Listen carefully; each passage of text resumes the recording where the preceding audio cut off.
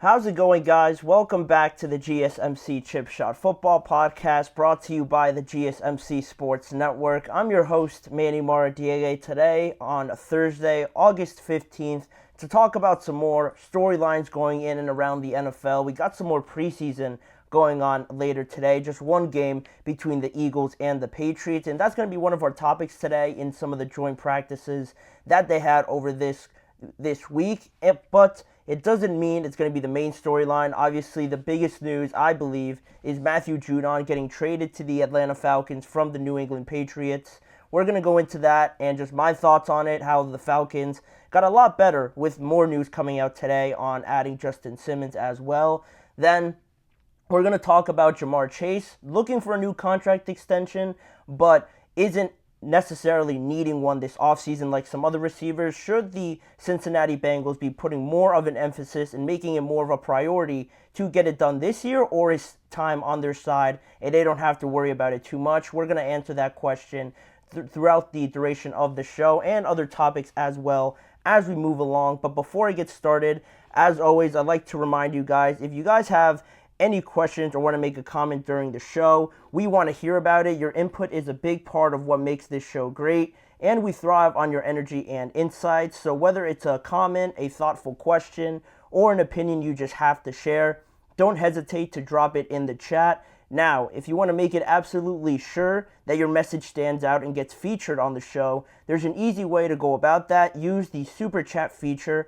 Just click the $ at the bottom of the chat box to send in your super chat. This guarantees that your message gets on the air, and it's also a fantastic way to support our channel. We rely on your support to keep bringing you the sports content that you love and appreciate each and every bit of you that are able to use the super chat button as well. So go ahead and let us know what you're thinking. Hit the super chat button and let's keep this show as interactive and as exciting as possible. But if you do prefer to use an alternative option, you still have the tip and donations link that you could use at gsmcpodcast.net to tip, donate, and leave a comment or question there. We couldn't do this show without your amazing support, and we're always so thankful to have you guys as part of our community, and also greatly appreciated for you guys to drop in any question or comment using, again, that super chat button.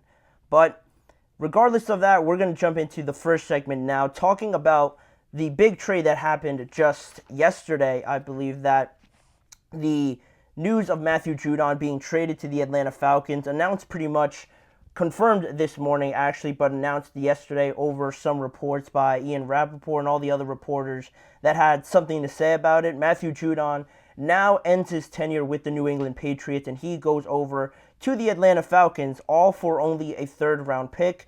The Patriots get a 2025 third-round pick, and of course the Falcons get Matthew Judon. And I think this is overall, just general thoughts on this, the best solution for both parties here, just because it's been a confusing last couple of weeks following this Matthew Judon situation, because he was going to participate, leading into training camp. He said, compared to last year, where he was also looking for a new contract, he said that he was actually going to take part this year in training camp and not hold out, because he said that, that just wasn't him.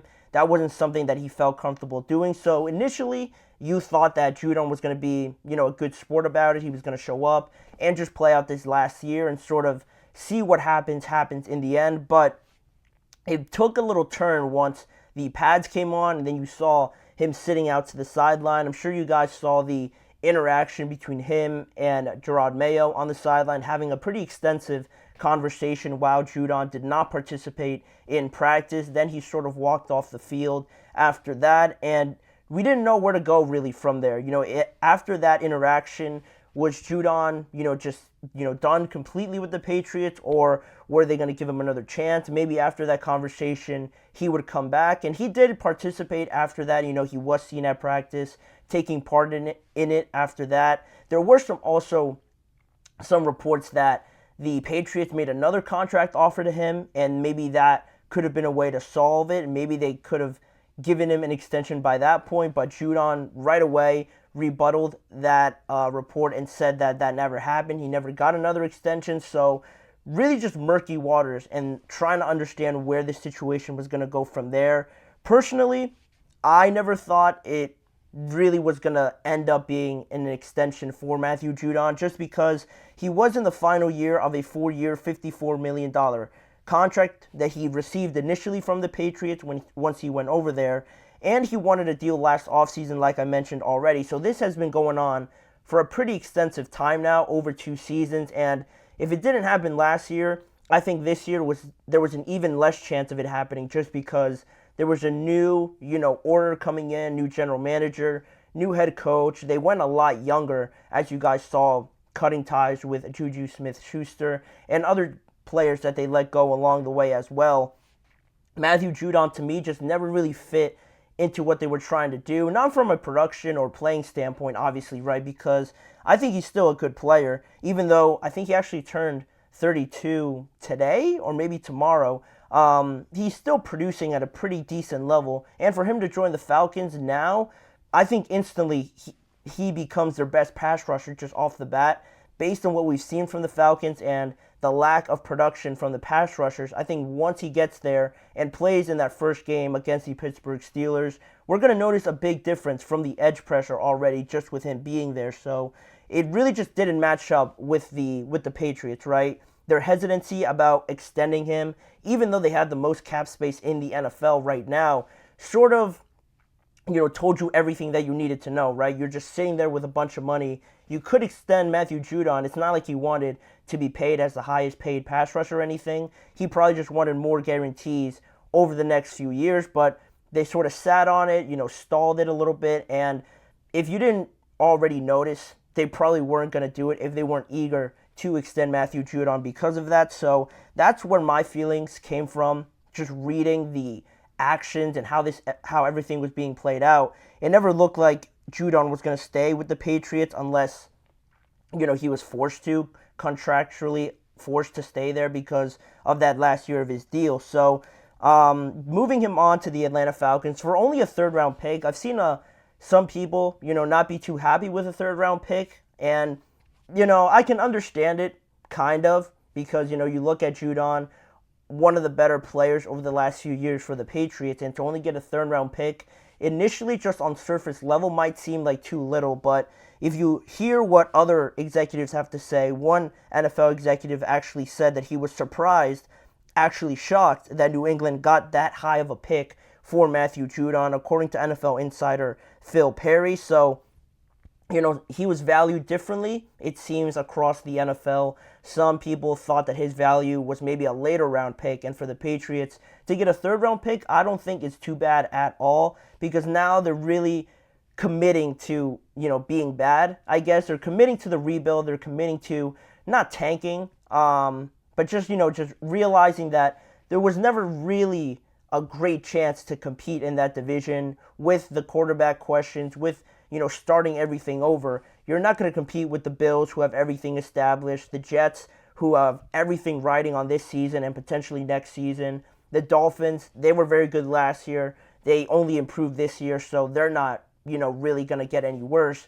You're really the only team that's really in this stage of a rebuild, so competing with those teams just in the division, not to mention the entire conference, it wasn't looking good. So cashing in on a player that you still had high value for was the right move to make in my estimation about this whole topic. And what I found pretty interesting too here, just to close this out, was that Bleacher Report's Jordan Schultz also mentioned that not only were the Falcons involved, but also the Chicago Bears. Those two teams were actually the 2 finalists for Judon to potentially end up in one of those spots. And obviously Atlanta beat them out and ended up getting Judon, but the Bears were in that market still looking for a pass rushing partner for Montez Sweat. So either one of those situations, looking at it now from hindsight, would have been great for not only Judon, but for the Bears as well, to get someone to pair up with Montez Sweat. But really, if I'm going to pick a winner or a loser from this trade, I think they're both technically winners, kind of, because Atlanta obviously got better, their pass rush got better, but New England, weird to call them a winner just because they did get worse technically, but I think they are winners just in the sense that they are doing everything according to plan. They're not holding on to players just because they're good and they're afraid to get rid of them because they're still producing at a pretty decent level. They're going to get worse, but for the future, they're cashing in on the future and stockpiling all the draft capital to try, get better quickly over the next few years of the draft. They are in a very much a long-term plan, so I like the way that they did this, cashing in on it right now. And the Falcons, getting better. The only questions you have about Judon is the age, obviously, how he's going to produce, and also what kind of contract you're going to give him. Turning 32 pretty soon, if not already. Are you going to give him 3 years, 2 years? I don't think they'll give him 4 years.